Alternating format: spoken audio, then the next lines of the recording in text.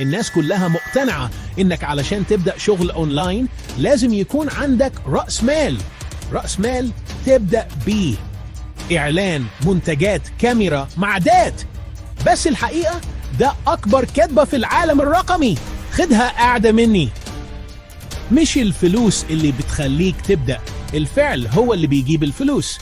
الفرق بين اللي بيكسبوا واللي لسه بيحلموا هو قرار البداية، مش كم معاك في البنك. زمان فعلا كنت محتاج رأس مال علشان تفتح مشروع، تشتري بضاعة أو تعمل إعلان.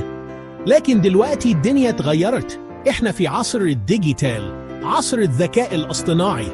اللي معاه لابتوب وإنترنت النهاردة عنده مصنع مفتوح ب24 ساعة وهو قاعد في البيت. خليني أحكي لك القصة اللي غيرت حياتي وحياة ناس كتير. شاب بسيط جدا معهوش فلوس ولا حتى وظيفة مستقرة. كل اللي عنده لابتوب قديم وإنترنت ضعيف، بس كان عنده فضول. بدأ يسمع عن شات جي بي تي، أداة الذكاء الاصطناعي اللي بتفهم وتكتب وتساعد. قال لنفسه طب ليه ما استخدمهاش أعمل بيها شغل؟ بدأ يكتب سكريبتات لقنوات يوتيوب، مقالات للمدونات، أفكار لبوستات. كان بيقدم خدمات بسيطة جدا على مواقع زي فايفر وفريلانسر. وفي أول أسبوع ولا طلب واحد، تاني أسبوع برضه مفيش. بس في الأسبوع الثالث جاله أول عميل طلب منه سكريبت يوتيوب ب $15. اشتغل عليه بكل حماس، سلمه بسرعة وجودة. ومن هنا بدأت السلسلة. بعد شهر عمل $300. بعد 3 شهور دخل فوق $1000 ومن غير ما يدفع ولا جنيه واحد. السر؟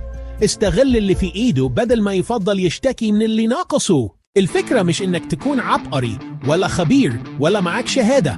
الفكرة انك تبدأ وتتعلم في الطريق.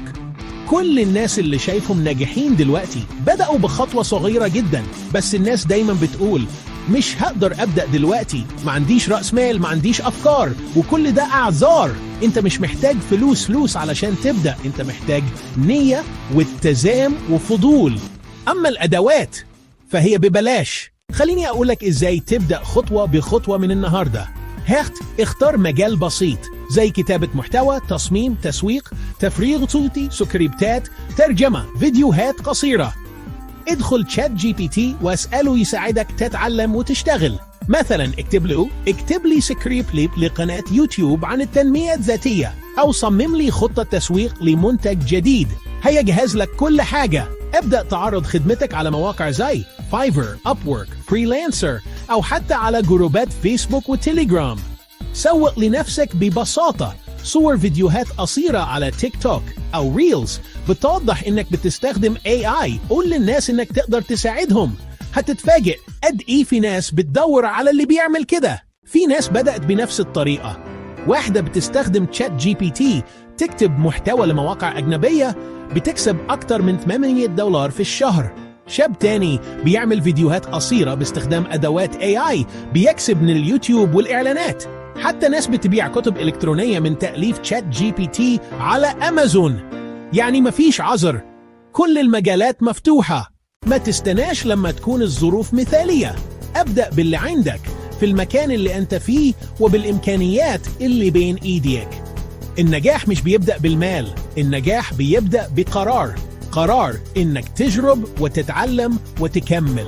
كل اللي محتاجه لابتوب، إنترنت، شات جي بي تي، وأنا وريتك الطريق والباقي قرارك. لو الفيديو ده ألهمك اكتب لي في الكومنت هبدأ النهاردة، وسيب لايك علشان غيرك كمان يعرف إن البداية مش محتاجة فلوس.